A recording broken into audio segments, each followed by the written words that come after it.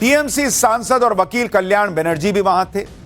और ऐसा भी नहीं है कि ममता बनर्जी बहुत धाकड़ दलीलें दे देंगी कि पक्ष में फैसला आ जाएगा, लेकिन क्यों उन्होंने किया ये बताऊं उससे पहले आप देखिए कि ममता ने कहा क्या वहां।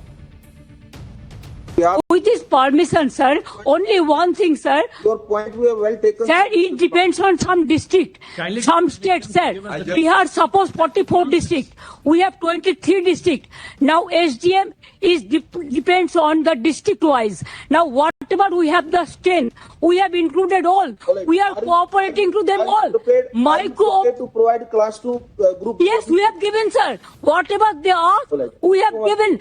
But they are totally, they are telling All right. Please. what I don't believe. I think we will be able to find out a practical solution. Very well. देख रहे हैं बॉस, ऐसी तस्वीरें इस देश ने नहीं देखी।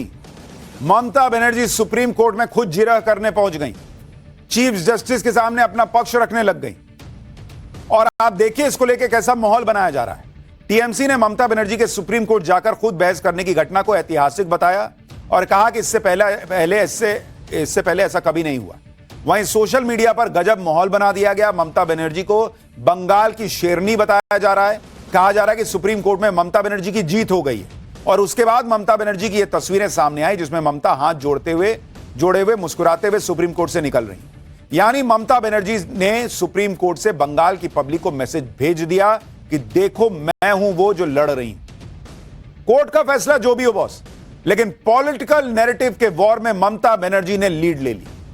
उन्होंने बंगाल की पब्लिक को दिखा दिया कि भाई राहुल गांधी खाली बोलते हैं वोट चोरी। मैं देखो जो कह रही हूं कि एसआईआर में गड़बड़ी हो रही है, अगर मैं झूठ बोल रही होती तो मैं सुप्रीम कोर्ट जाती। उनको पता है कि उनके दलील देने से सुप्रीम कोर्ट का फैसला नहीं आना है, सुप्रीम कोर्ट का फैसला मेरिट पे आना है। लेकिन ये तस्वीर, ये फोटो, ये वीडियो, ये विजुअल बंगाल में गली गली में घूम गया बॉस। बंगाल में लोग चर्चा करने लगेंगे कि हां यार कुछ तो बात है, ये लड़ने पहुंच गई सुप्रीम कोर्ट, कुछ तो हो रहा होगा। बंगाल की शेरनी वाला मैसेज जो है वो लोगों के बीच जाने लग गया कि ममता में कुछ बात तो है। और ममता बनर्जी यही चाहती थी कि कम से कम इस वक्त जो गुस्सा है वो कम हो और बंगाल की प्राइड का मामला जो है वो उठे और वो बंगाल की प्राइड को लीड करने वाली महिला के तौर पे दिखे। और इसलिए वो सुप्रीम कोर्ट गई थी। ममता बनर्जी ने आज जो किया यही काम वो पिछले 3 दिन से कर रही। ममता बनर्जी पिछले 3 दिन से दिल्ली में, कभी वो प्रेस कॉन्फ्रेंस में एसआईआर से पीड़ित लोगों को लेकर पहुंच जाती हैं, कभी दिल्ली के बंग भवन की सुरक्षा में तैनात पुलिसकर्मियों से उलझ जाती हैं। सुरक्षाकर्मी जो शांति से भी खड़े होते हैं, ममता बनर्जी उनसे बात करने लगती हैं, फिर बाद में आरोप लगाती हैं कि दिल्ली पुलिस की तरफ से धमकी दी जा रही है। और वो जानती है कि एक एक चीज कैमरे में कैद हो रही है, बंगाल की पब्लिक देखेगी और वो चाहती है कि पब्लिक देखे। सुनिए वो कैसे माहौल बना दे रही हैं 2-2 मिनट। आप लोगों को क्यों, क्या हुआ आप लोगों ने क्या कर रहा है इधर में?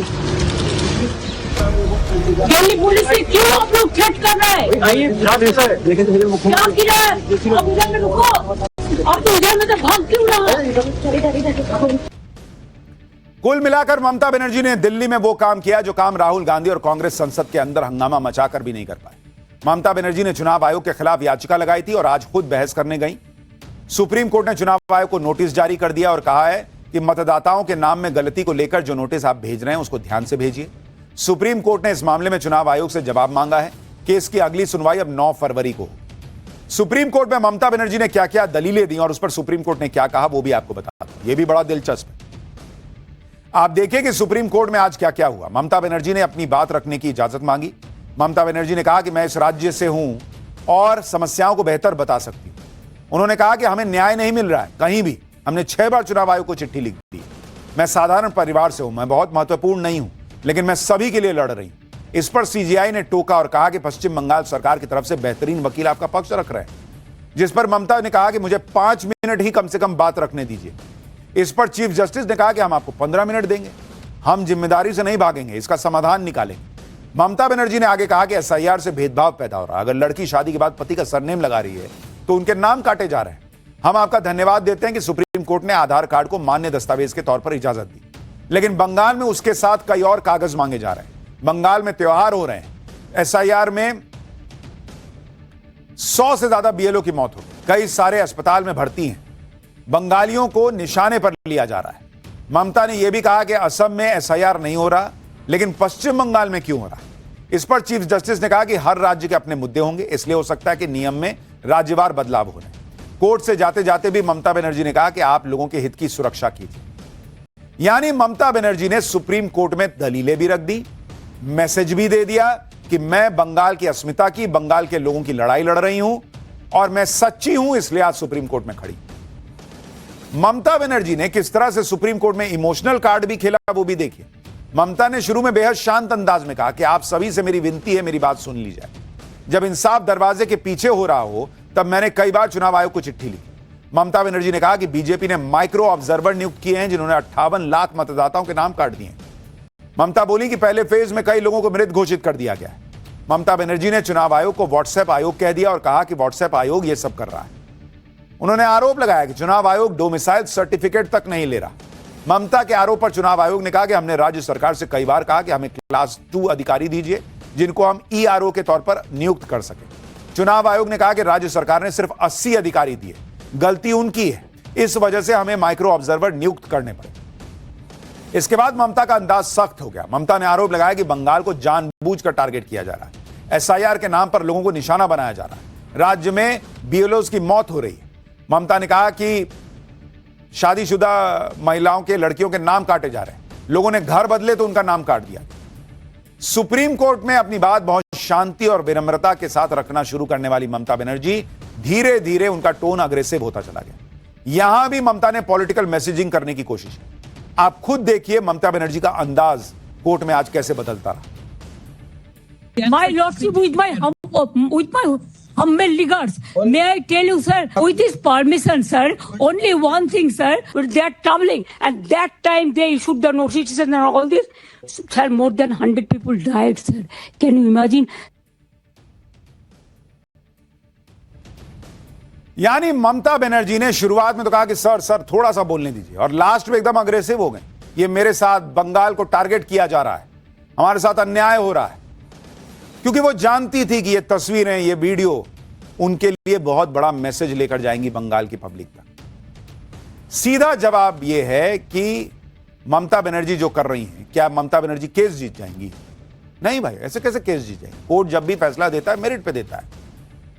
ममता बनर्जी के बोलने से कुछ नहीं बदलने वाला कोर्ट के अंदर, लेकिन बंगाल की पब्लिक को ममता बनर्जी ने कह दिया, वो जानती हैं कि उनके बोलने से कोर्ट का फैसला नहीं आने वाला।